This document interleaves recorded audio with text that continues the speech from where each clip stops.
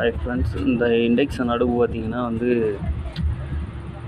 பவரே வரல அப்படின்னு சொல்லி கொண்டு வந்தாங்க. சரி, ஓகே, என்ன அப்படின்ட்டு ரிமூவ் பண்ணிட்டு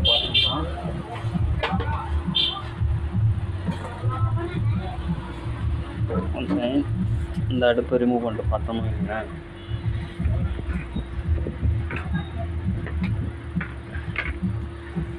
பார்த்தா எல்லாமே நல்லாயிருக்கு. சரி, பேக் சைடு ஐஜிபிடி போயிருக்குமோன்ட்டு கழட்டி பார்த்தாக்க ஐஜிபிடி போக இந்த இடத்துல பார்த்தீங்கன்னா இந்த ஒயர் இண்டக்ஷன் அடுப்பு எரிஞ்சிருக்கும்.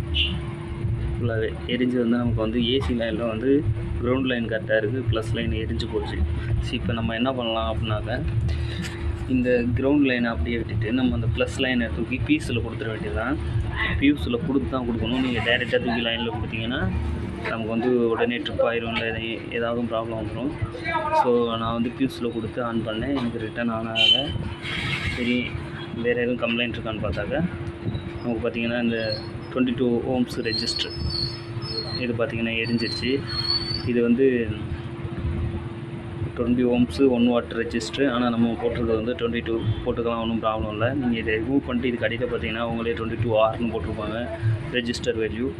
அதை பார்த்து நம்ம கொடுத்துக்கலாம், நோ ப்ராப்ளம்.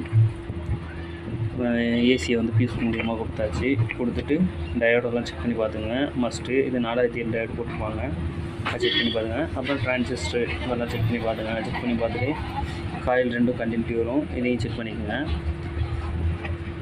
காயில் 2 செக் பண்ணுங்க. அதெல்லாம் செக் பண்ணிட்டு ப்ராப்பராக கஸ்டமர் கையில் கொடுத்தீங்கன்னா 1 இயருக்கு எந்த ஃபால்ட்டும் வராது. ஓகே,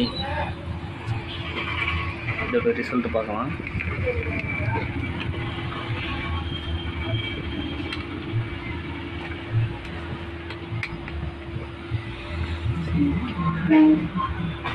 இது கவனமாக இருக்கணும் ஃப்ரெண்ட்ஸ்.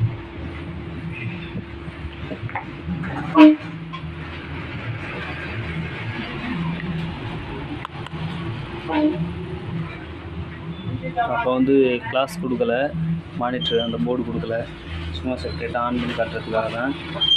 நமக்கு சவுண்டு ஃபேன் ரொட்டேஷன் ஆகிடுச்சுன்னா அடுப்பு நல்லா வேறு செய்யணும்.